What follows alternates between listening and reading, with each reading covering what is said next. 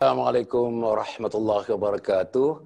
Alhamdulillahirabbil alamin wassalatu wassalamu ala asyrafil anbiya'i wal mursalin sayyidina Muhammadin wa ala alihi wa sahbihi ajma'in. Subhanaka la ilma lana illa ma 'allamtana innaka antal alimul hakim wa la haula wa la quwwata illa billahil aliyil azim. Qala rabbi shrah li sadri wa yassir li amri wahlul 'uqdatam min lisani yafqahu qawli. Qala Allah Ta'ala fi kitabil aziz, a'udzu billahi minasyaitonir rajim. Tasin, tilka ayatul Qur'ani wa kitabim mubin wa hudan wa busyra lil mu'minin. Sadaqallahul azim.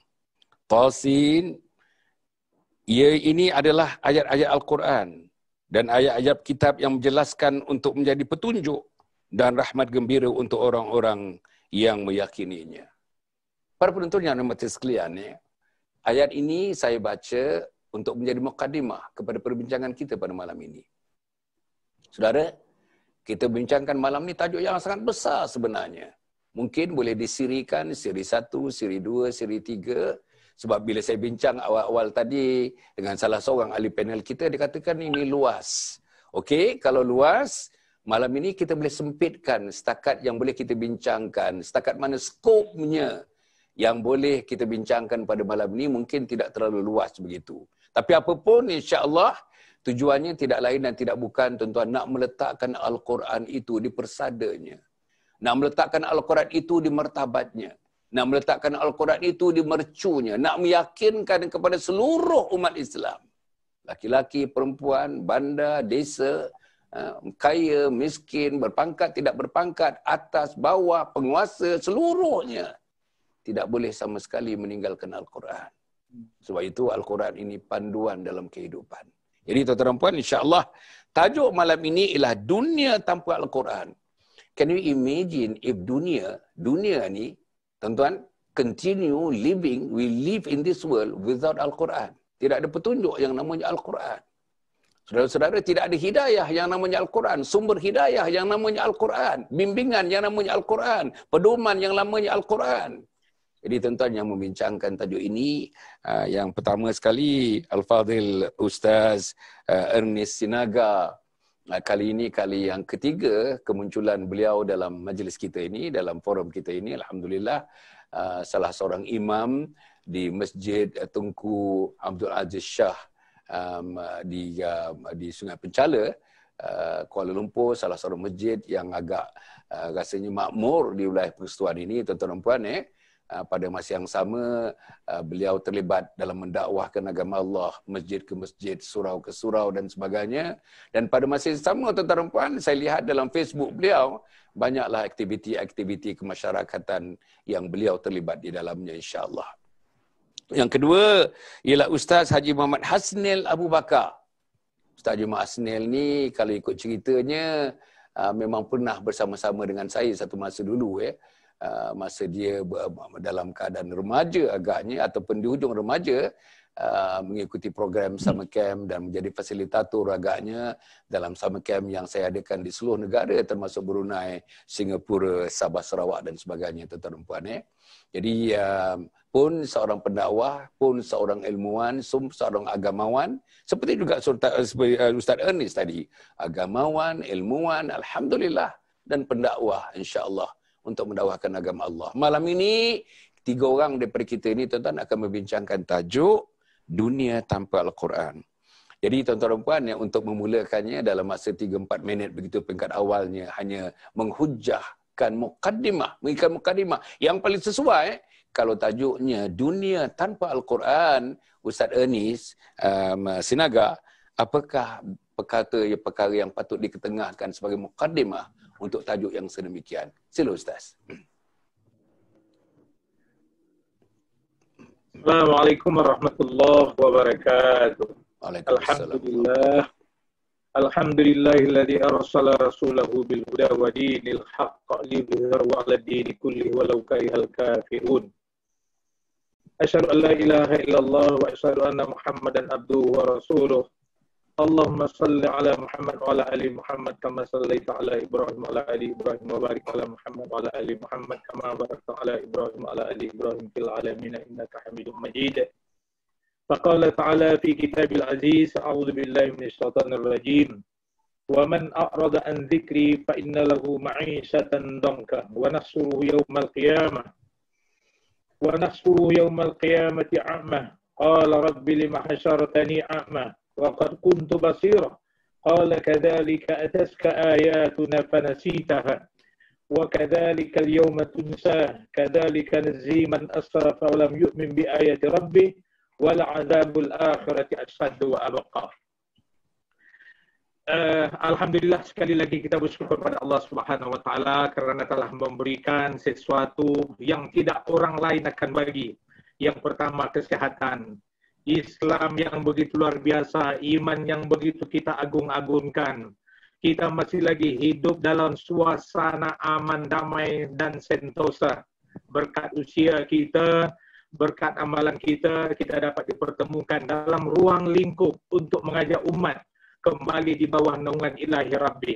Al-Ustaz Al-Mukarram yang saya hormat, Dr. Hasan Ali dan Ustaz Azlil yang memang paling tidak berjumpa, kerap tidak berjumpa Ustaz. Dan muslimat sekalian, di mana juga anda dapat mendengar berita ini. Tajuk ini memang teramat luar biasa.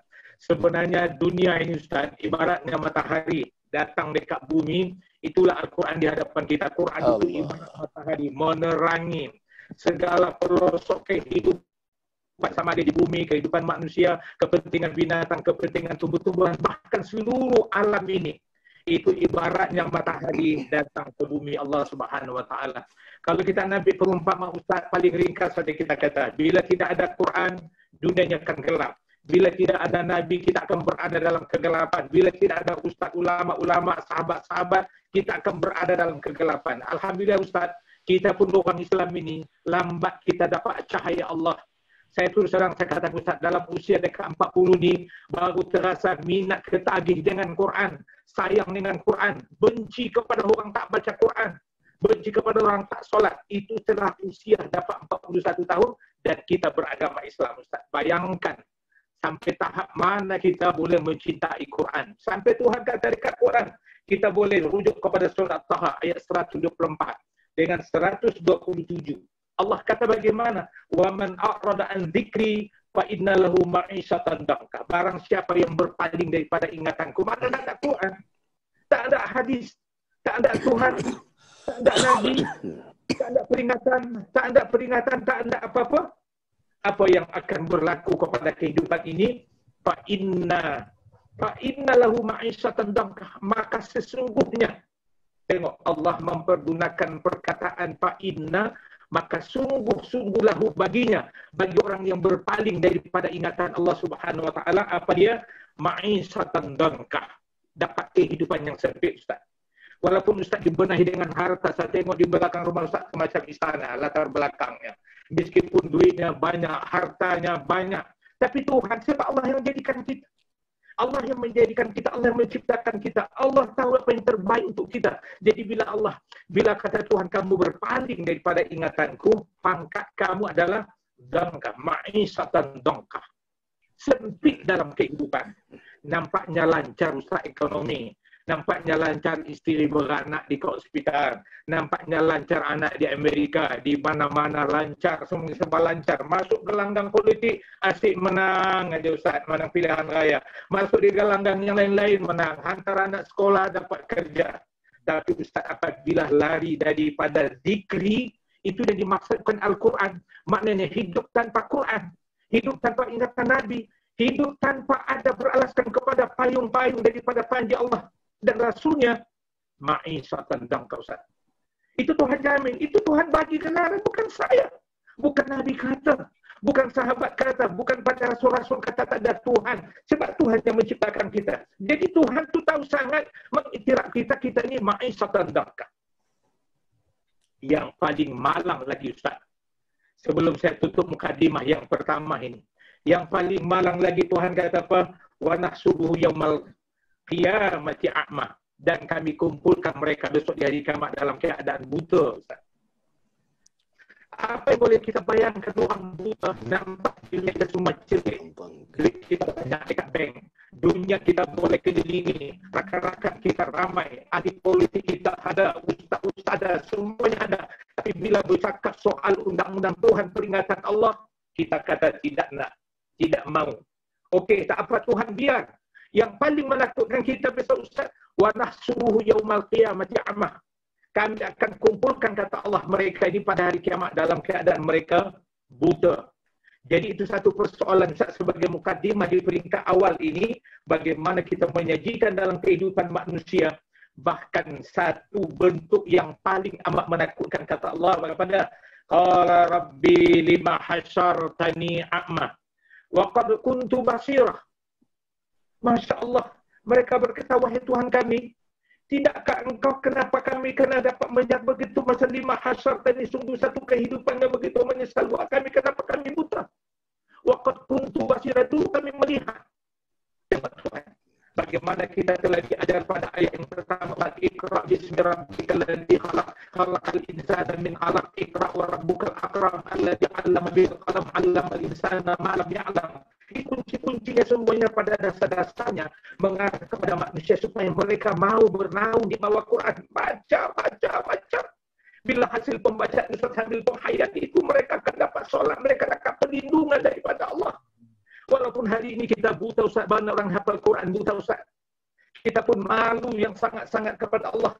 Ada orang buta di Indonesia, saya tengok pertandingan Quran, budak-budak buta Ustaz, tapi mereka hafal Quran. Bayangkan ada satu anak budak itu berdoa kepada Allah, ya Allah Tuhan, bagilah aku penglihatan, aku nak tengok Jakarta, aku nak tengok Indonesia, aku nak tengok kampung, aku nak tengok mak aku nak tengok ayahku. Tapi dia hafal 30 juz Ustaz. Yang kita ni melihat cilik, Masya Allah, dengan giginya, dengan jenggotnya, dengan matanya, dengan spek mata kita Ustaz, semuanya serba lengkap. Kadang-kadang Fatihah pun kita tak lulus Ustaz. Apakah kita ni masih lagi bernaung Ustaz di bawah payung panji ilahi yang kita panggil sebagai Al-Quranul Karim? Sekadar itu Ustaz, sekadar mukadimah dulu sebelum kita maju ke hadapan. InsyaAllah. Terima kasih Ustaz, terima kasih. Satu pengenalan tuan-tuan yang sangat-sangat mantap. Bagi saya sangat mantap. Diulangnya berapa kali tadi, ma'isyatan dhanka, ma'isyatan dhanka. Tuan-tuan dan puan, itulah gayanya kalau Al-Quran tidak ada dalam kehidupan. Di peringkat space, di peringkat ruang, tuan-tuan dan puan, di peringkat dunia, bayang tuan-tuan, dia kata macam matahari. Quran itu matahari. Bayangkan dunia tanpa Al-Quran. Bayangkan dunia tanpa matahari. Itu dunia, space-nya, ruangnya dunia. Saya nak pergi kepada Ustaz Asnil. Ustaz, kita ni, ruang kita ni, malam ini malam yang 100 ke 69, Ustaz. Tak salah saya 100 ke 69. Malam 169 berterusan kita mengadakan program ini. Tuan-tuan, apa yang saya nak sebutkan, kebanyakan kita cerita tentang keluarga. Pasal keruntuhan keluarga ni sangat hebat di Malaysia. Keruntuhan keluarga. Keruntuhan suami isteri, keruntuhan keluarga besar, keruntuhan keluarga kecil. Tuan-tuan, ini sudah menjadi satu kenyataan dalam hidup kita. Hampir setiap rumah, tuan-tuan, hampir setiap rumah ada permasalahan-permasalahan tersendiri. Yang membezakan kita adalah darjah masalah yang kita hadapi itu. Jadi saya nak tanyakan Ustaz Asnil. Bagaimana kalau peringkat keluarga, ambillah rumah kita saya lah, suami isteri 8 orang anak kan Suami isteri 8 orang anak. Anak semua dah besar-besar semua. Bayangkan dalam rumah itu Al-Quran tidak ada. Bacaan Al-Quran tidak dengari. Tak ada dengar bacaan Al-Quran. Kamar nombor 1 tak ada bacaan Al-Quran, bilik nombor 2 tak ada bacaan Al-Quran, bilik nombor 3 tak ada bacaan Al-Quran. Setengah daripada anak kita dah umur 27 tahun, mula-mula tuan-tuan yang penghabisan memegang Quran waktu umur 12. Dah berapa? 27 tolak 12 tuan-tuan, itulah peringkatnya mereka tidak pernah membuka Al-Quran sekalipun dalam hidup. Allah. Jadi macam mana Ustaz Hasnil, tolong, di peringkat keluarga sekarang, dunia tanpa Al-Quran, sekarang ni di peringkat keluarga tanpa Al-Quran. Apa jadi kepada keluarga itu? Sila Ustaz Hasnil. Bismillahirrahmanirrahim. Assalamualaikum warahmatullahi wabarakatuh. Alhamdulillah wassalatu wassalamu ala Rasulillah wa ala alihi wa sahbihi wa man nasarahu wa walah. Yang berbahagia Datuk Doktor, juga Al-Fadil Ustaz Ernest kita, alhamdulillah pada malam ini kita berada di bulan yang barakah. Saya masih ingat lagi Datuk, seawal lockdown PKP kita berada dekat sangat dengan sambutan Isra' Mi'raj di penghujung bulan Rajab. Bulan Rajab adalah bulan yang ketujuh dalam kalender Islam. Bulan Rajab adalah bulan haram, bulan mulia. Hari ini yang Datuk sebut 169 hari tadi, kita masih lagi berada di bulan haram, tapi kali ini di tahun yang baru. Kita dah lepas dah bulan Zulqa'dah, bulan haram. Kita dah lepas dah next selepasnya bulan Zulhijjah, bulan haram. Dan alhamdulillah, ini adalah tahun baru. Dan kita berada di permulaan tahun baru di bulan Muharram, bulan haram, bulan yang mulia.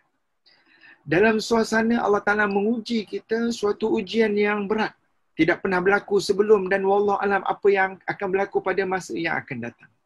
Menariknya, ketika Allah Ta'ala uji penyakit ini, semua ayah dan ibu yang sibuk di luar rumah, hatta yang selalu keluar negara, segera pulang dan berkubur di kubu yang terakhir.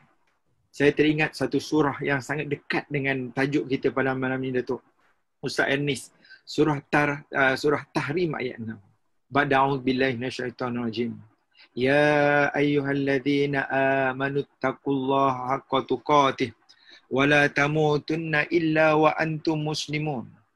Dalam surah At-Tahrim ayat 6, Allah SWT berfirman dalam ayat yang selalu kita baca, yang selalu kita peringatkan, yang menjadi ayat yang diulang-ulang. Pesanan ketakwaan ini diulang-ulang pada hari Jumaat. Ya ayyuhalladzina amanu qu anfusakum wa ahlikum nara wa quduhan nas wal hijarah 'alaiha malaikatun ghilazun shidad la ya'sunallaha ma amarahum wa yaf'aluna ma yu'marun. Sadaqallah. Wahai orang-orang yang beriman yang kini tidak boleh lagi keluar negara. Peringkat awal itu keluar negeri pun tak boleh. Qu anfusakum wa ahlikum nara. Seolah-olah Allah Ta'ala berkata, go back and love your family.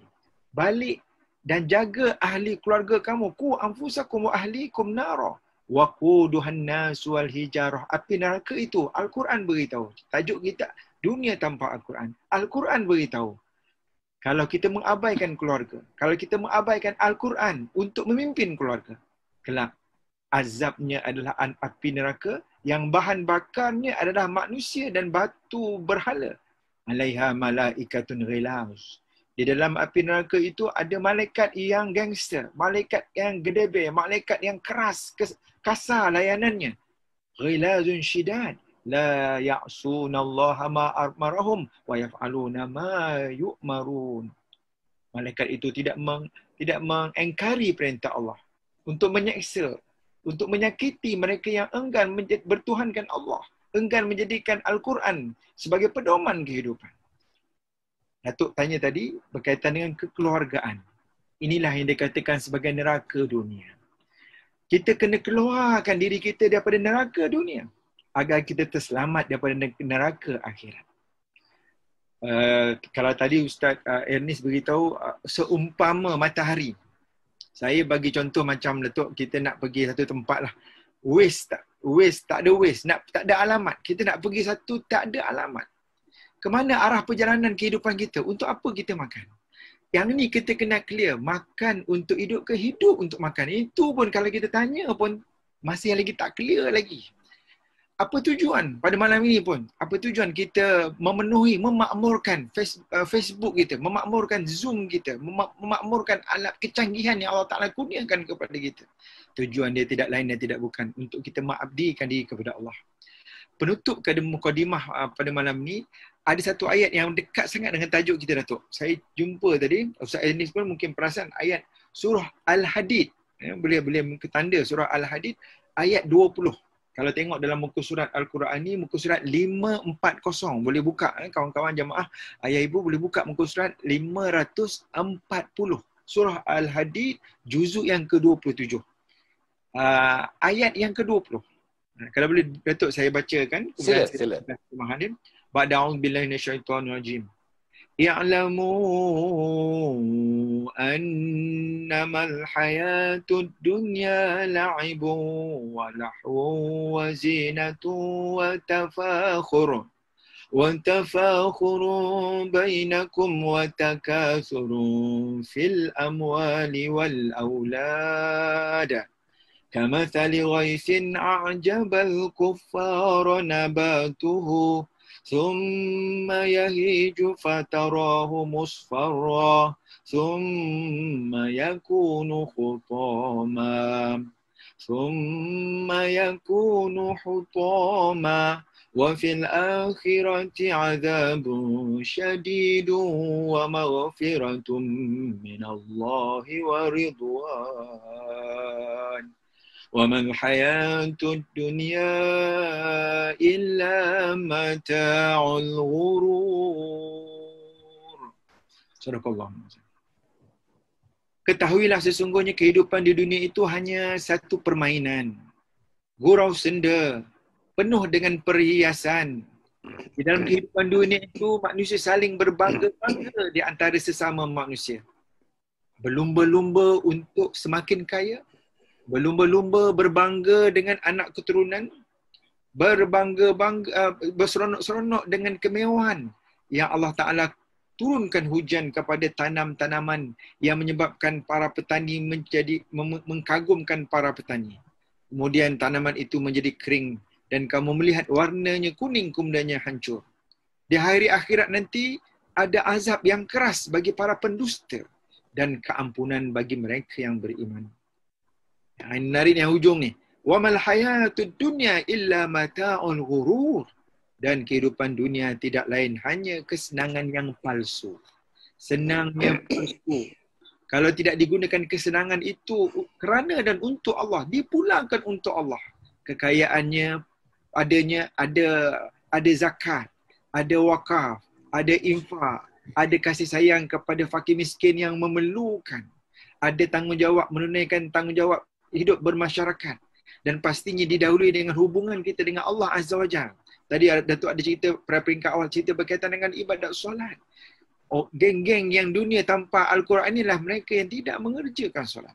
Mereka ini seumpama orang yang lebih teruk daripada pengidap penyakit COVID-19 yang sedang menular di luar sana. Sedang makan di kedai-kedai makan walaupun dia tutup pelitup muka. Tapi tak sembahyang isyak, tak sembahyang maghrib. Allah. Hati mereka sedang berpenyakit. Ketua keluarga sedang berpenyakit. Bahkan kalau dia sedang memerintah pada hari ini, dia menjadi YB pada hari ini, sangat bermasalah. Akan memberi kesan yang tidak sedikit kepada kebahagiaan yang sedang kita cari ini, Datuk.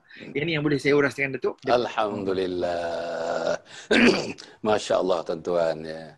Cantik, tuan-tuan. Memang cantik. Maknanya, tuan-tuan dan puan, kalau dia peringkat dunia yang dah sebut tadi, matahari tidak menyinar, hidup dalam kegelapan, nampak ada cahaya. Di rumah pula, cahaya, tuan-tuan. Di depan cahaya, di tengah cahaya, di belakang cahaya, lampu-lampu yang paling hebat-hebat, yang paling mahal-mahal, tuan-tuan, menerangi seluruh kamar-kamar dan bilik-bilik dan sebagainya. Di sisi Allah gelap gulita. Kerana Al-Quran tidak dibacakan, Al-Quran tidak didengarkan, Al-Quran tidak dipraktikkan, Al-Quran tidak dihayatikan. Inilah, tuan-tuan dan puan, yang disebut oleh Ustaz Hasnil. Lebih kurang kalau saya kuncupkan apa yang disebutkannya tadi, tuan-tuan dan puan. Saya nak pergi kepada Ustaz Ernest. Ustaz, yang saya baca-baca ni tuntutan kita, tuntutan kita. Apa kewajipan kita terhadap Al-Quran? Yang pertama, membaca. Yang kedua, memahami. Yang ketiga, menghayati. Yang keempat, mempraktik. Dan yang kelima, menyebarkan apa yang kita ketahui tentang Al-Quran. Bayang, tuan-tuan, ada insan, ramai insan, membaca pun tidak. Tak mula lagi, tuan-tuan, tak mula. Peringkat yang pertama pun tak mula lagi. Tak membaca, tak pandai membaca, tak reti membaca, tak tahu membaca. Buta Al-Quran. Ustaz Ernest, cuba tengokkan, Ustaz, macam mana caranya kalau 5 tuntutan itu, satu pun tidak berlaku lagi dalam kehidupan kita. Kalau tak berlaku kepada maknya dan ayahnya, tak berlaku kepada anaknya, tak berlaku kepada cucunya. Bayang generasi-generasi intergenerational yang buta Al-Quran sepanjang hidupnya. Bagaimana Ustaz Anis? Bismillahirrahmanirrahim. Alhamdulillahirabbil alamin wa bihi nasta'in wa ala alihi washabbihi ajma'in. Pertanyaan Ustaz ni, kalau ditanya pada saya akan bagi banyak jawapan, tapi saya nak ringkaskan 3 saja Ustaz. Saya nak kurikulum di Kementerian Pendidikan Ustaz. Sebab ini menyangkut soal kuasa. Kalau di Kementerian Pendidikan Ustaz, saya pernah mengajar di sekolah agama 5 tahun Ustaz. Di sekolah agama saya mengajar 5 tahun Ustaz. Paling kemalangan, biar didengar oleh Kementerian Pendidikan Ustaz. Saya mengajar di sekolah agama, saya ketika mengajar, ada acara kurikulum di sekolah kebangsaan. Sehingga anak-anak yang tengah belajar itu Ustaz, pada pukul 2.30 terpaksa keluar, meninggalkan sekolah agama untuk mengikuti program. Ustaz fikir itu berlaku lebih kurang 23 tahun yang lalu. Apa jadi dengan anak-anak yang sekarang? Saya nakkan sangat kementerian bagi pengkhususan untuk Al-Quran. Ini serangan, kalau disebut serangan bukan serangan Ustaz, tapi kita nak akhirat. Kalau ini dianggap oleh pemerintah dan kerajaan merupakan satu tantangan dan cabaran buat mereka, you buat. YB, wakil rakyat minta tolong sangat. Coba kuasakan undang-undang besar ni. Sebab saya Ustaz sepatutnya saya nak rangkul hadis ini, apa yang kata Rasulullah. Sebab kita ni selalu bercakap soal Quran, soal hadis. Tidakkah salah kita membawa sepotong hadis dalam kementerian ini untuk menggalakkan kepada masyarakat yang mereka masih tak tahu. Tengok hadis, apa kata Nabi. Man qara'al Quran fastazharahu fa'ahalla halalahu wa harrama haramuh adkhalahu Allahul jannah wa syafa'u fi usrati min ahli baiti kulluhum qad wajabat lahumun nar. Tengok Ustaz. Kita galakkan orang membaca Quran. Apa dia punya kesan dia? Barang siapa yang membaca Al-Quran dan memerhatikannya, apa memerhatikannya? Itu maknanya, kalau dia memerhatikan, maknanya sudah boleh baca. Siapa yang nak suruh membaca? Yang pertama, mak bapak. Kalau di rumah. Kalau di sekolah, sudah barang tentu pemerintah, kok kurikulumnya. Di lingkungannya mungkin dia tidak menyumbang, Ustaz. Tapi di sekolah dia mesti menyumbang. Sumbangan itu mesti ada kaitan dengan Tuhan. Pemerintah itu mesti ada niat untuk apa? Untuk mencerdaskan anak bangsa ini. Sebab dalam Quran itu fastazharahu, kemudian mereka memperhatikannya. Bagaimana kalau seorang pelajar habis tingkatan 6 Ustaz, balik dekat rumah kosong tak ada Quran. Bagaimana kita nak galak sebab mereka banyak di sekolah. Mak bapak pula sibuk dengan kerjanya. Di sekolah agama mereka sudah tidak cukup untuk menganalisa alif bata sampai ya itu. Tiba-tiba kita baca hadis pada malam ini, barang siapa membaca Quran memerhatikannya, kemudian dia menghalalkan yang halal dan mengharamkan yang haram, maka Allah memasukkannya ke dalam surga. Ini ada matlamat hidup Ustaz. Baca Quran itu ada matlamatnya. Ke surga pergi dia. Dunia kita susah macam mana pun kita masih makan. Bangkrut kerajaan masih ada makanan. Allah akan memberikan pertolongan, Allah selalu memberikan jaminan Ustaz.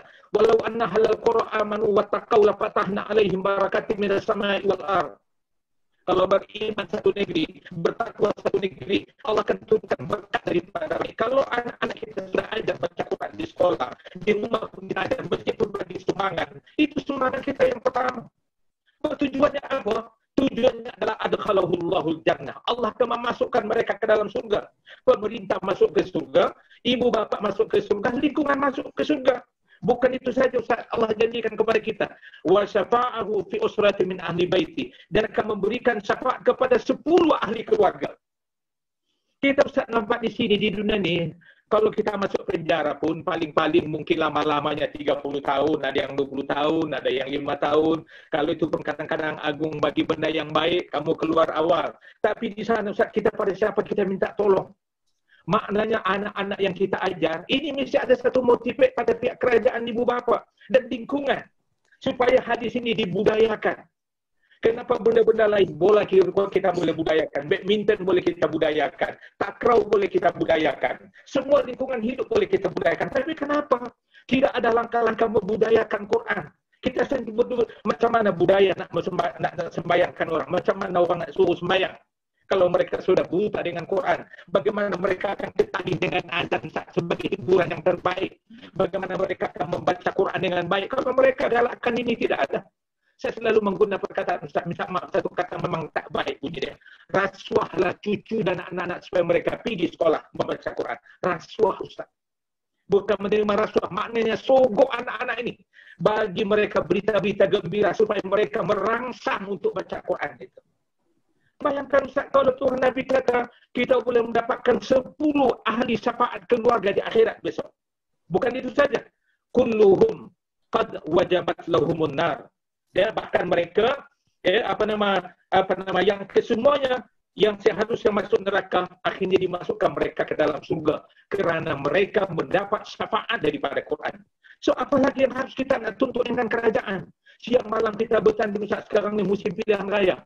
Saya jarang sangat sering wakil rakyat. Kalau saya menang, saya akan jadikan budaya kampung ni budaya Quran, budaya orang yang tegakkan solat. Saya Ustaz, kalau ada begini calon rakyat, saya akan duduk di belakang dia. Dan ibu bapa dia kata dorong, kata bermotivasi kalau berhimpi. Bahkan saya minta maaf sekarang ni, jarang-jarang sangat saya tengok kata Firamli menggunakan perkataan jarang-jarang. Jaranglah wakil rakyat ni datang untuk ke masjid nak bercerita Al-Quran. Ya, bukan kita pembangunan itu sudah lumrah. Tapi yang perlu sangat dibangunkan sekarang pada saya Quran ini. Bagaimana mereka supaya beristana Quran itu dalam diri mereka, Ustaz. Sekian Ustaz dulu sebagai jawapan Ustaz. Terima kasih. Tuan-tuan ya, bersemangat bentuk Ustaz Ernest ni tuan-tuan ya. Sebab apa tuan-tuan dan puan? Sebab dia dah nampak, dia dah merasakan tentang Al-Quran, tentang ruh Al-Quran, tentang jiwa Al-Quran, tentang semangat Al-Quran. Apa yang dirasakannya, keseronokan yang tak dapat digambarkan melalui perkataan-perkataan manusia daripada bahasa apa pun dalam dunia ini, nak disampaikan, nak dihadiahkan pada teman-teman yang lain seluruhnya. Kalau boleh seluruh umat Muhammad sallallahu alaihi wasallam hidup dan matinya bersama dengan Al-Quran. Itu tuan-tuan nampak. Sebab itu nampaknya semangat atau semangat yang diucapkan ni.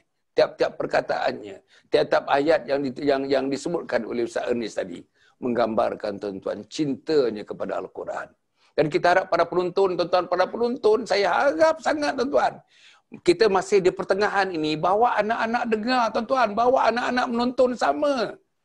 Kita kecewa tuan-tuan, kalau sekarang ni kita cerita tentang Al-Quran, dunia tanpa Al-Quran, tapi anak yang memegang tuan-tuan smartphone sekarang ni, handphone di tangan mereka, masih lagi dengan gamesnya, masih lagi dengan K-popnya, masih lagi dengan berbagai-bagai hiburan yang ada tuan-tuan dan puan, meninggalkan perbincangan mengenai Al-Quran ini. Masya Allah, Masya Allah. Saya nak pergi kepada Ustaz Hasnil. Ustaz ya. Al-Quran mengandungi lebih 6,000 ayat. Ada kata 6,236 ayat. Ada kata 6,666 ayat. Tak kisahlah. Tuan-tuan itu bilangan yang dibuat oleh ulama. Dan tuan-tuan ada 114 surah, 30 juzuk. Complete. Cerita dulu ada, cerita sekarang ada, cerita akhir sampai cerita akhirat di dunia, luar dunia ini. Satu dunia lagi namanya akhirat pun ada dalam Al-Quran. Cerita sains, cerita planet, ada dalam Al-Quran. Cerita laut, cerita ikan, cerita khazanah laut, ada dalam Al-Quran. Seluruhnya tidak ada yang ditinggalkan dalam Al-Quran. Tuan-tuan, yang saya dah tengok-tengok dalam tulisan-tulisan, kebanyakan penulis ini rasa risau. Apa risau tuan-tuan? Ada satu ayat Quran menyebutkan, firman Allah Subhanahu Wa Taala yang bermaksud, apakah kamu beriman kepada sebahagian kitab, yakni Al-Quran, dan ingkar terhadap sebahagian yang lain? Kamu ambil sebahagian dan ingkar kepada sebahagian yang lain. Apa dia kata? Tiadalah balasan bagi orang-orang yang bertaubat, yang berbuat demikian, bertaubat demikian, daripada melainkan kenistaan dalam kehidupan dunia, dan pada hari kiamat mereka dikembalikan kepada siksa yang sangat berat. Surah Al-Baqarah ayat 85. Maknanya tuan-tuan dan puan, dalam hidup ni, kalau sesuai dengan cita rasa, ambil. Sesuai dengan nafsu, ambil. Sesuai dengan keluarga dia, ambil. Tak sesuai, tinggalkan. Inilah yang berlaku, tuan-tuan. Inilah yang berlaku.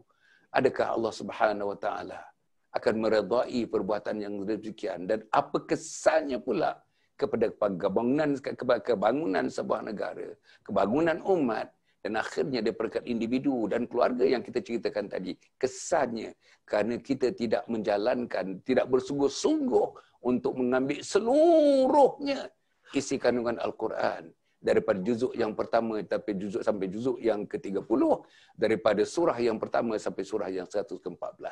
Macam mana Ustaz Hasnil? Alhamdulillah, wassalatu wassalamu ala Rasulillah. Tajuk kita ni Datuk, dunia tanpa Al-Quran.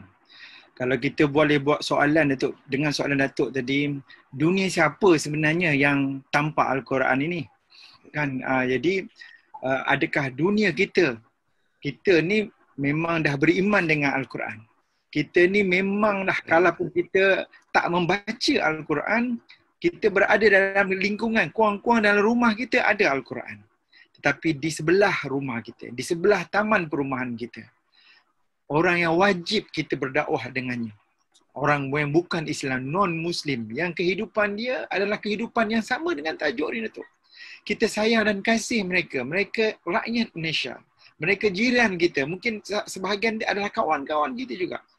Semacam Datuk, saya ingat Datuk pun dah pernah bersama dengan terlibat dengan bidang politik, kemudian Datuk pun banyak, kita boleh melihat betapa dalam dunia ini majoritinya masyarakat belum Islam. Masyarakat bukan Islam. Malam ni sebelum tidur Datuk, saya yakin surah ni sama-sama kita baca. Iaitu surah Al-Mulk. Ayat 9 surah Mulk yang selalu kita baca ketika manusia dicampakkan ke dalam neraka. Termasuk orang yang bukan Islam. Termasuk orang Islam yang berdosa tak sempat bertaubat. Malaikat bertanya. Satu soalan yang ialah Datuk tanya satu soalan. Kita sama-sama ditanya akan soalan ini setiap malam sebagai muhasabah sebelum tidur. Allah Ta'ala menceritakan malaikat khazanatuha, malaikat yang menjaga neraka. Alam ya'tikum nadhir. Nak campak masuk neraka ni. Ayat yang ke-8. Ba'da a'udzubillahi minasyaitonir rajim. Takadun tamayyazu minal ghaiz. Kullama ulqiya fiha fawjun sa'alahum khazanatuha alam ya'tikum nadhir. Yang hujung itu. Alam ya'tikum nadhir. Wahai manusia kafir, wahai manusia munafik, wahai manusia muslim. Tak ada ke orang cerita kepada kamu? Tak ada ke orang buat Facebook live macam ni? Tak ada ke terkeluar dekat Facebook live kamu? Kamu ternampak live ini? Tak ada ke kamu nampak masjid? Tak terdengar azan ke? Tak ada dengar kat ceramah-ceramah dalam YouTube? Tidak adakah orang, mak ayah, guru-guru yang memberi peringatan? Apa jawapan ahli neraka? Saya seram Datuk. Kalau jawapan ni tak apa. Saya takut nanti kita yang ada ilmu ini, kita yang ada kesedaran ini, kita tidak menjalankan tugas sebagai seorang para pendakwah. Para pemimpin tidak menjalankan tugas para guru tidak menjalankan tugas guru. Saya bimbang tak sama jawapan dalam surah Al-Mulk ayat 9. Berikut daripada ayat itu. Berkata ahli neraka yang on the way nak masukkan neraka. Qalu bala qad ja'ana nadhir. Berkata ahli neraka, ya, telah sampai kepada kami nazir, para yang memberikan amaran, para nabi dan para rasul yang menjadi ketua yang menjadi pengasas kepada pejuang kebenaran ini. Fakadzabna, kami mendustakan kebenaran itu. Wa qulna ma nazzalallahu min syai' in antum illa fi dhalalin kabir. Bahkan kami kata ahli neraka, kami kata Tuhan tak turun apa-apa. Dunia tanpa Quran, Datuk tajuk kita ni, dia orang kata tak apa nak pakai Quran. Membujur lalu melintang patah. Hidup sebagaimana kemahuan kita. Berajakan kepada kehendak dan hawa nafsu. Ada jawapannya. Jawapan orang-orang kafir. Jawapan orang Muslim yang berdosa yang mati tanpa taubat. Beginilah jawapan dia. Ada peringatan. Peringatan dah sampai. Tapi kami abaikan. Kami ignorekan. Pesan untuk sharekan teragak-agak kita yang dah berada dalam majlis ni, tekan butang share. Tekan butang share, copy link masuk dalam grup ahli keluarga. Anak menantu kita kalau tak tengok malam ni, dia tengok besok. Dia tengok minggu depan, bulan depan. Tidak ada masalah. Itu dakwah kita. Semudah dakwah, copy link saja. Ini supaya bahagian daripada apa yang kita kongsikan pada malam ini.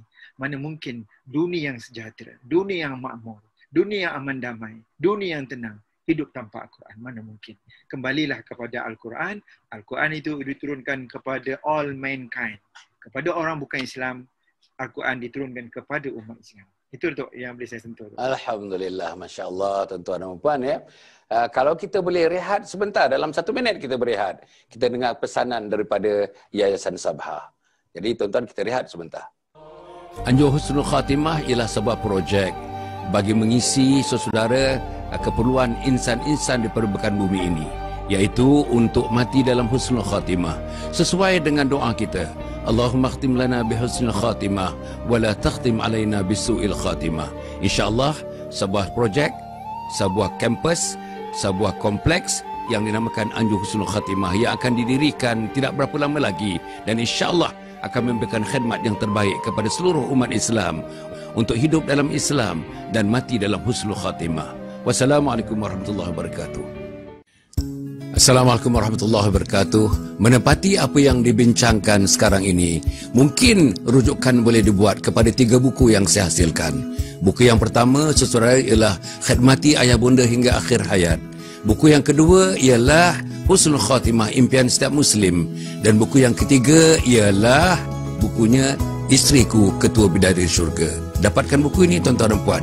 Bacakan buku ini, insya-Allah. Inilah buku panduan untuk kita menjadi insan yang baik, menjadi muslim yang baik, menjadi mukmin yang baik. Wassalamualaikum warahmatullahi wabarakatuh. Dapatkan madu tualang asli keluaran Kuatmed Seniam Berhad yang dijamin 100% asli dan memang berkualiti. Kepada anda semua, jangan tunggu-tunggu lagi. Order sekarang dengan WhatsApp kepada nombor yang tertera di skrin anda sekarang. First Move Childcare Center adalah sebuah organisasi yang melaksanakan fungsi-fungsi untuk mendidik, mengasuh anak-anak. Program yang kita kenalikan ini ialah untuk membantu ibu bapa. Kita hendak anak-anak tuan-tuan sihat, fizikalnya, tahap intelektualnya, tahap emosionalnya. Yang pentingnya ialah tahap spiritual. First Move Childcare Center ini, First Move artinya sentiasa ke depan saja. Mereka akan berdiri sebagai orang yang pertama, duduk dalam saf pertama. Assalamualaikum warahmatullahi wabarakatuh. Berjumpa lagi para penonton yang hormati sekalian. Alhamdulillah. Tuan-tuan dan puan, apa yang ditengok tadi dalam pesanan Yayasan Sabha, yang pertama sekali kita Yayasan Sabha bersama dengan Perbadanan Wakaf Selangor akan membangunkan kompleks Anjung Husnul Khatimah. Anjung Husnul Khatimah di Batu 15 Sungai Semungkis, Ulu Langat, 20 minit daripada Pekan Kajang. Tuan-tuan, apa gunanya? Harganya dalam 12 juta ringgit. InsyaAllah gunanya untuk memberikan pengisian kepada mereka yang berumur 40, 50, 60, 70, 80, 90. Pengisian untuk mereka bertemu dengan Allah dalam keadaan husnul khatimah. Allahumma khtim lana bihusnul khatimah wa la takhtim alaina bisu'il khatimah. So, saudara, dia ada 5 modul. Setiap modul tu 3 hari 2 malam, 3 hari 2 malam, 3 hari 2 malam. Bila-bila lapang, bila-bila mereka ada kesempatan, datanglah 3 hari 2 malam. Habiskan 5 modul itu insya-Allah. Untuk anak-anak pula, tuan-tuan, ada modul khas untuk anak-anak. Anak-anak umur 15 tahun sampai 20, 30, 40. Kalau ada ibu bapa, anak-anak ini mesti menghormati ibu bapa sebagai anak yang soleh, anak yang solehah. Menghormati ibu bapa waktu ibu bapa sihat, 1. Menghormati ibu bapa waktu ibu bapa sakit, 2. Menghormati ibu bapa waktu ibu bapa tenat, dalam keadaan nazak, dalam keadaan sakratul maut, perlu dikhidmati. Dan yang keempat, menghormati ibu bapa bila terbujur menjadi jenazah. Anak-anaklah yang memandikan, anak-anaklah yang mengkafankan, anak-anaklah yang mengimamkan sembahyang jenazah sebagai gambaran kasih sayang, kemuncak kasih sayang terakhir kepada ibu dan ayah. Dan tuan-tuan dan puan, meletakkan ke liang lahat adalah anak. Menyindingkan jenazah menghadap kiblat adalah anak. Tuan-tuan dan puan, mentalkinkan anak, mendoakan anak. Dan yang kelima atau yang keempat, menjaga harta yang ditinggalkan. Duit ringgit yang ditinggalkan. Pasti anak yang soleh, anak yang solehah. Tidak akan membelanjakan wang, duit, harta yang ditinggal. Tidak ada 1 sen pun dibelanjakan bertentangan dengan kehendak syarak. Inilah tuan-tuan. Cuba bayangkan, anak tak pergi masjid, boleh melakukan benda ini. Anak yang tak tahu baca Quran, boleh melakukan benda ini. Anak yang tidak pernah duduk majlis ilmu sekali pun tak pernah, boleh melakukan benda ini. Inilah tuan-tuan yang kita nak buat. Namanya Kompleks Anjung Husnul Khatimah. InsyaAllah, Tahun depan kita akan mula bangunkan. Bila kita dapat kumpulkan 4 juta, 1/3 daripada 12 juta, dikatakan oleh kita punya technical expert, kita boleh bangunkan insya-Allah, tuan-tuan dan puan. Jadi kita mohon tuan-tuan dan puan, dananya daripada mana? Ada 7 sumber. Wakaf, zakat, infak, sedekah, fidyah, amal jariyah, fi sabilillah. Non-profit making. Tidak ada satu sen pun ditujukan untuk mendapat keuntungan dan sebagainya. Kita kerja tuan-tuan siang malam pagi petang, saya dengan teman-teman dan seluruh tenaga untuk melahirkannya tuan-tuan dan puan. Insya-Allah kita dermakan, titik peluhnya didermakan, pemikirannya didermakan, pusing keliling didermakan untuk kita menentukan manusia semua mati dalam husnul khatimah insya-Allah. Tuan-tuan dan puan, itulah yang lebih kurang ceritanya tuan-tuan dan puan. Saya nak pergi balik kepada apa yang kita bincangkan, dunia tanpa Al-Quran. Ustaz, saya nak pergi pada Ustaz Ernest. Ustaz, ya. Satu hadis Nabi Muhammad sallallahu alaihi wasallam berbunyi, sesungguhnya orang yang tidak ada pada rongganya satu pun daripada Al-Quran adalah seperti rumah yang ditinggalkan kosong. Satu lagi Ustaz. Hati manusia akan berkarat seperti besi yang dikaratkan oleh air. Apakah cara untuk menjadikan hati bersinar semula? Katanya dengan banyak mengingati mati dan membaca Al-Quran. Hadis riwayat daripada Ibnu Umar. Dan tuan boleh dapat dalam Imam Al-Bahaqi, insya-Allah.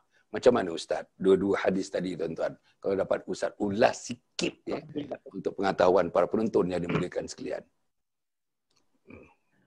Saya nak kembali sambung sikit daripada cerita Ustaz Sila. Ustaz Hasnil tadi, dan sebelum menjawab pertanyaan Ustaz Sila. Satu dalam surah Sajadah Ustaz, hampir setiap Khamis malam Jumaat ditekankan oleh pihak Jais, Jawi, Mawi, setiap imam-imam ini. Ada satu rentetan ayat yang cukup menakutkan kita Ustaz. Kita orang Islam. Allah selalu memanggil dalam kalimat ya ayyuhalladzina amanu udkhulu fis-silmi kaffah. Wala tattabi'u khutuwati syaitan innahu lakum adu mubin. Itu poin kita yang pertama Ustaz. Wahai orang beriman, wahai orang beriman, wahai orang beriman. Iman itu rasa takut dan rasa ketergantungannya pada Allah. Allah meminta udkhulu fis-silmi kaffah. Masuk dalam Islam itu secara keseluruhan. Daripada undang-undangnya, daripada yang kecil sampai yang kebesarnya, daripada Islamnya sampai imannya sampai kepada ihsannya, dari segi bab fiqahnya, hududnya, undang-undangnya, kena masuk semuanya. Wala tattabi'u khutuwati syaitan, jangan ikut langkah-langkah syaitan. Sebab syaitan itu musuh. Itu ayat paling kerap kita dengar Ustaz. Bahkan ada sentuhan dalam surah Sajadah Ustaz. Paling kerap juga kita dengar Ustaz. Begini. Wa man azlamu mimman dzukira bi ayati rabbih tsumma a'rada anha. Ini yang paling menakutkan. Siapakah Tuhan kata yang paling zalim Ustaz? Apa yang kita fahamkan zalim itu? Zalim itu adalah satu kegelapan.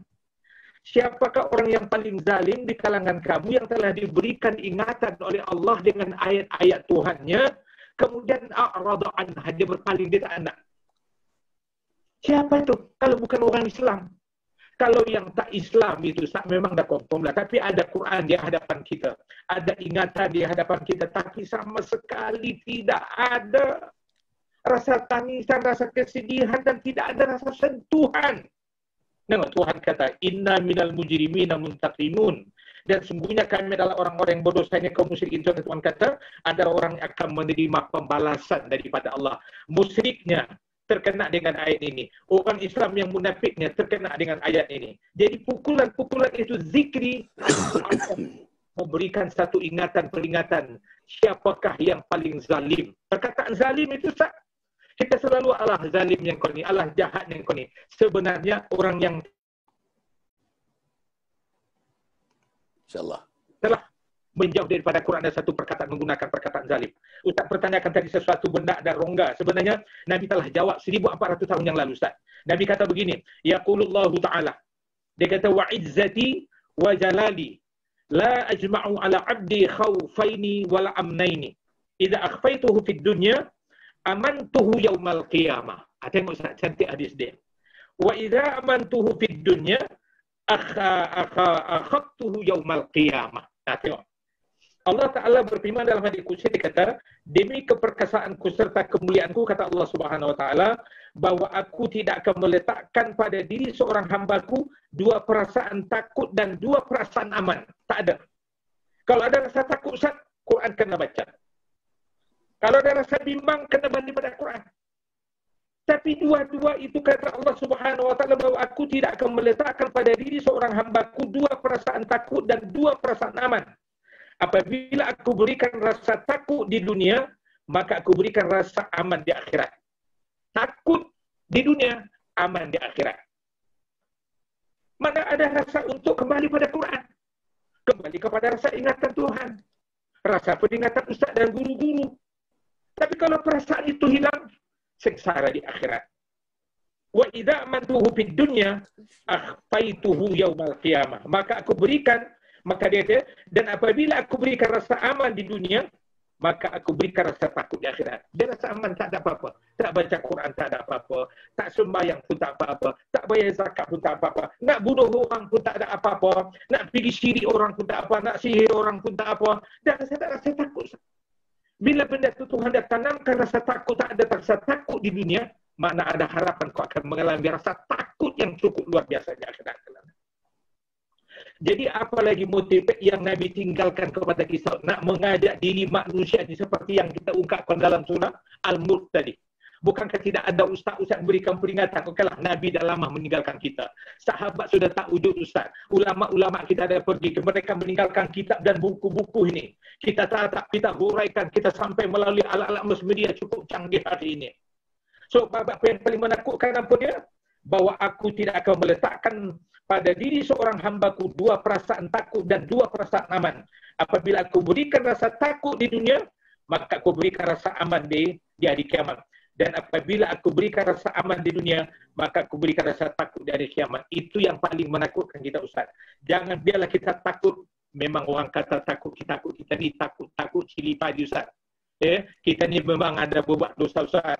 Ustaz Dr. Hasan Ali saya kata sudah dekat 40 tahun yang lalu, tahlil baru saya kenal. Kita ni sebetulnya ni bergelimang dengan dosa, Ustaz. Bergelimang dengan dosa. Tapi dosa kita tak rasa takut, Ustaz. Berani kita, Ustaz, tak berani bunuh orang. Berani kita berani main sihir. Berani kita ada rasa benci kat orang. Ada rasa tidak senang hati. Tapi Ustaz tengok Allah bagi kita peluang orang Islam ni. Wa idza fa'alu fahishatan aw zalamu anfusahum zakarullah fastaghfaru li dzunubihim wa may yastaghfiru dzunuba illa Allah. Allah bagi jaminan. Kalau kamu terlajak melakukan perbuatan apa? Kamu tak solat, kamu tak baca Quran, tak berkenan dengan Quran, tak berkenan dengan solat, ada masanya. Tak mungkin nak berpanjangan. Kembali pada Allah. Fastaghfiru li dzunubihim, pasti Allah akan memberikan keampunan. Jadi ada peluang. Jadi bagi muslimin muslimat di mana saja anda berada dan mendengar tazkirah ini yang disampaikan melalui suasana begini, inilah ruang kesempatan kepada kita. Jangan takut sebab kita sudah diambang usia tua. Jangan disebabkan kita kerana masih rasa muda dan gagah dan perkasa. Ya, semuanya kita nak buat segala-galanya. Tidak memungkinkan. Yakin dan percayalah, tenaga anda, umur anda, pemandangan anda, telinga anda, lidah anda, tenaga anda, kekuatan syek anda hari ini, itu adalah pemberian mutlak daripada Allah. So apa nak kita banggakan? Nah, kalau bagi yang terlayak melakukan perbuatan-perbuatan fahisyah tadi, fastaghfiru, minta ampun kepada Allah. Itu saja, Ustaz. Sekadar untuk mengulas apa yang Ustaz tanya tadi, benda yang tidak akan berkumpul, bila ada rasa takut di dunia, insya-Allah akan merasa aman di akhirat. Sekian, terima kasih, Ustaz. Terima kasih, Ustaz. Masya Allah. Saya betul-betul seronoklah, tuan-tuan. Terasa terhibur saya. Tiap-tiap perkataan yang dituturkan oleh kedua-dua ahli panel malam ini. Tuan-tuan, kita rasa terhibur. Inilah hiburan yang sebenarnya. Bagi orang yang beriman, inilah hiburan, tuan-tuan. Al-Quran itu hiburan, melagukannya Al-Quran, hiburan, membacanya Al-Quran, hiburan. Hiburan yang datang daripada jiwa halus ini. Jiwa halus ini, tuan-tuan. Daripada hati yang bersih, suci ini. Untuk menerima Al-Quran. Wahyu Allah SWT, mu'jizat. Tak ada mukjizat yang paling hebat yang diberikan pada mana-mana Nabi, kecuali mukjizat ini dikhususkan kepada Nabi Muhammad sallallahu alaihi wasallam. Jadi tuan-tuan dan puan, saya nak minta yang akhirnya Ustaz Hasnil Ini biasa ni.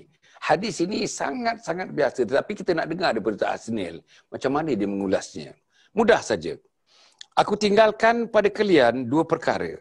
Kalian tidak akan tersesat selagi berpegang teguh kepada kedua-duanya. Iaitu kitab Allah, Al-Quran dan sunnahku. Iaitu sunnah Nabi Muhammad SAW. Macam mana Ustaz ni? Tak sesat dia. Kalau kita ikut Quran, negara tak sesat.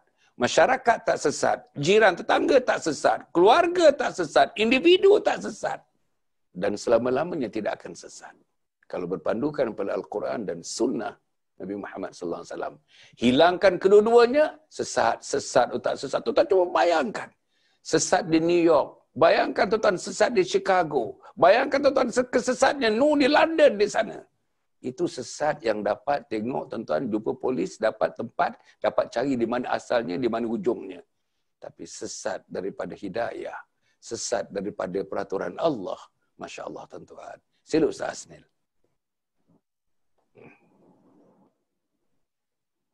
Tak dengar Ustaz?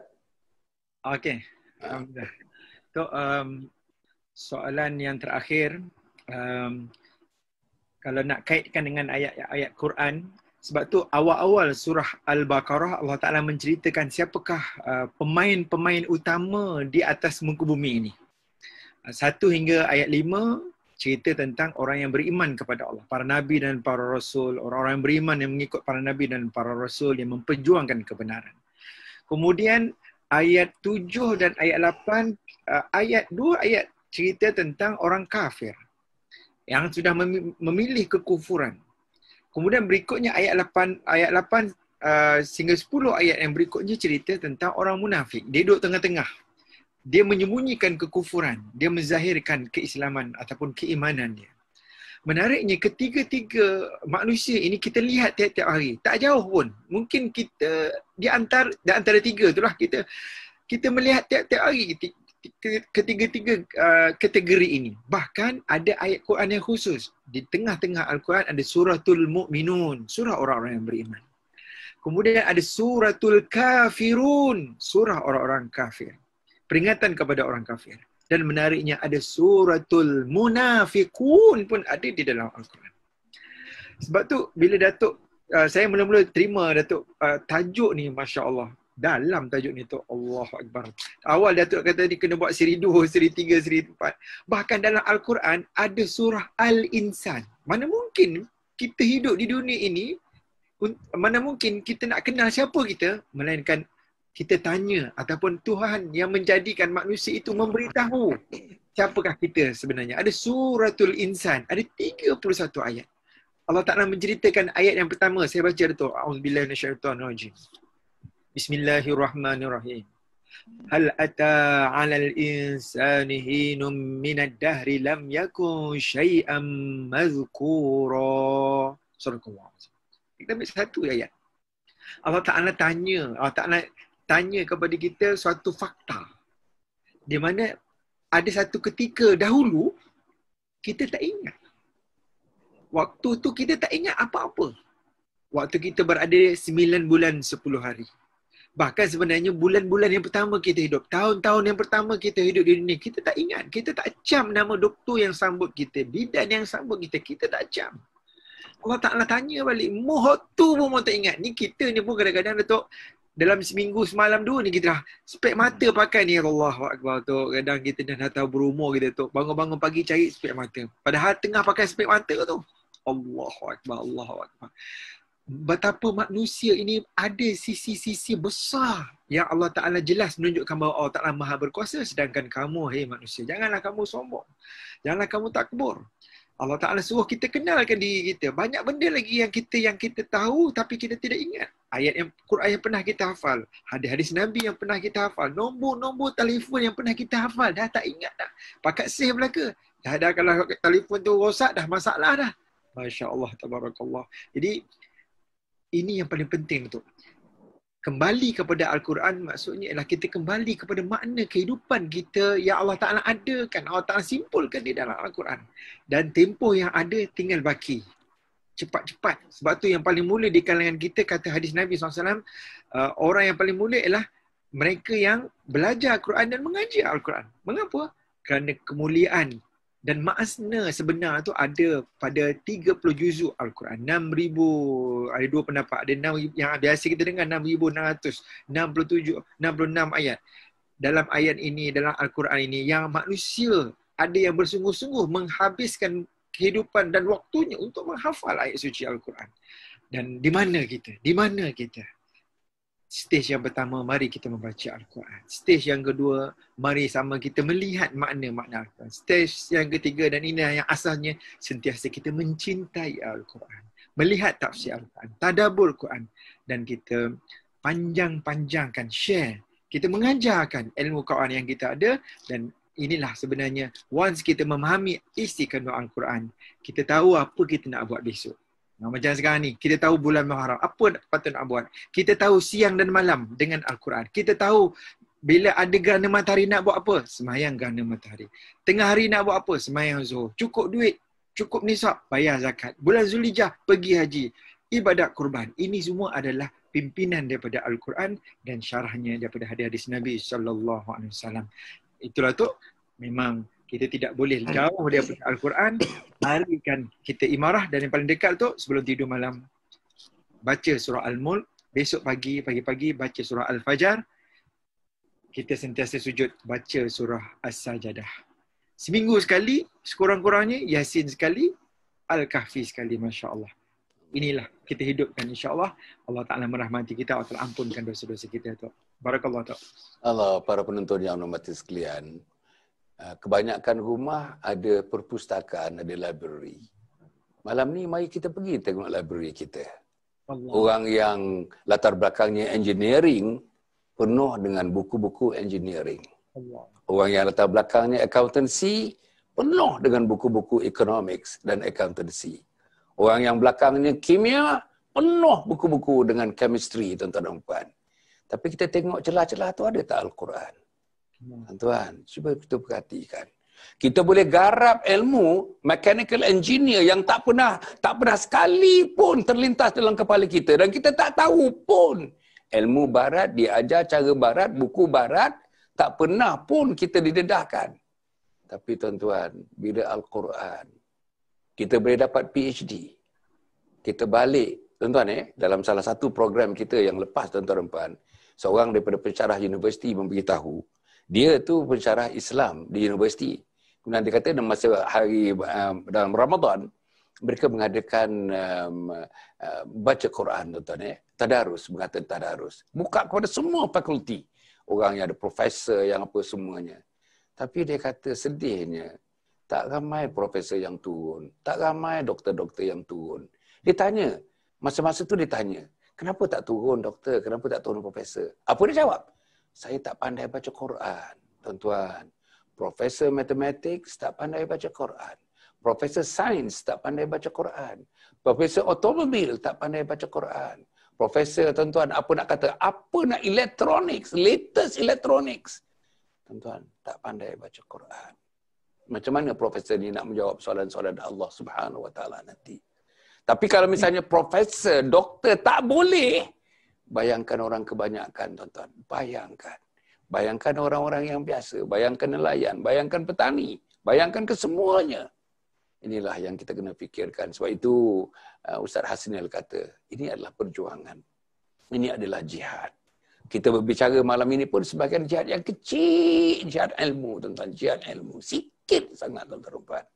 Tapi inilah yang kita buat. Mudah-mudahan tuan-tuan tolong like and share. Pada sahabat-sahabat, tag kawan kita, tuan-tuan. Make tagging kawan kita. Bagi tahu mereka, tuan-tuan.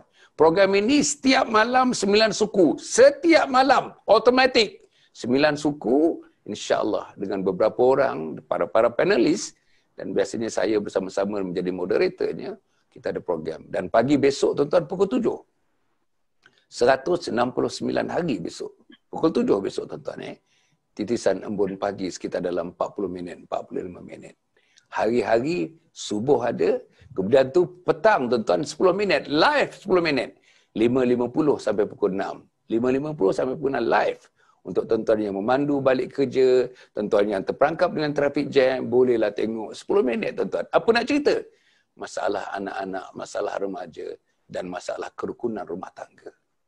Jadi kita pakai kapsul. InsyaAllah hari Senin ini kapsul yang ke-12 tuan-tuan dan puan, insyaAllah. Inilah tuan-tuan yang kita cuba buat. Kecil-kecil ni cuba kita buat. Tuan-tuan dan puan, insyaAllah.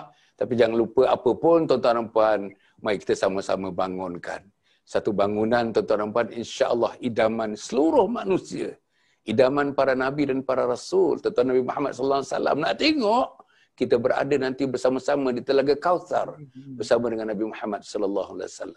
Untuk menjadi tuan-tuan sebelum kita di atas mizan nanti untuk menyeberangi titian sirat, untuk melalui titian sirat dan menyeberangi untuk memasuki syurga Allah Subhanahu Wa Taala. Mudah-mudahan apa yang kita bincang pada malam ini tuan-tuan dan puan, insya-Allah menjadi pegangan kepada kita. Bukan hanya ilmu tuan-tuan, pegangan tuan-tuan, pegangan insya-Allah. Kita hidup dengan Al-Quran biar kita dimatikan Al-Quran. Al-Quran itu mukjizat kepada Nabi Muhammad sallallahu alaihi wasallam yang disalurkan kita sebagai umatnya untuk sama-sama kita menjiwai dan menghidupkan Al-Quran dalam kehidupan kita. Mudah-mudahan Allah memberikan kekuatan kepada kita. Terima kasih yang tak terhingga kepada Ustaz Ernest Sinaga dan juga kepada Ustaz Hasnil, tuan-tuan yang pertama kalinya muncul pada malam ini, yang telah memberikan buah fikiran yang sangat-sangat berharga bagi saya, tuan-tuan dan puan. InsyaAllah kita akan berjumpa lagi. Saya akan panggil lagi tuan-tuan. Alhamdulillah. Tuan-tuan, inilah yang saya hendak. Saya hendak tuan-tuan, mentaliti kita sebagai pendakwah ni, tuan-tuan, insya-Allah Ustaz Ernest tak pernah tolak tuan-tuan. Tak pernah tolak. Tak pernah. Sebut aja cup aja. Sebut aja cup aja. Jadi kita pun telefon seronok gitu tuan-tuan puan. Inilah dia tuan-tuan. Inilah mentalitinya. Inilah yang diajar oleh Nabi Muhammad sallallahu alaihi wasallam. Apa juga tentang agama, berlarilah kamu untuk mempertabatkan agama Allah Subhanahu Wa Taala. Terima kasih kepada semua. Terima kasih kepada penonton. Jumpa lagi besok pagi tuan-tuan jam 7 besok pagi insya-Allah. Aqul qawli hadza wa astaghfirullahal azim li wa lakum wa lisairil muslimina wal muslimat. Innahu huwal ghafurur rahim. Wassalamualaikum warahmatullahi wabarakatuh. Waalaikumsalam.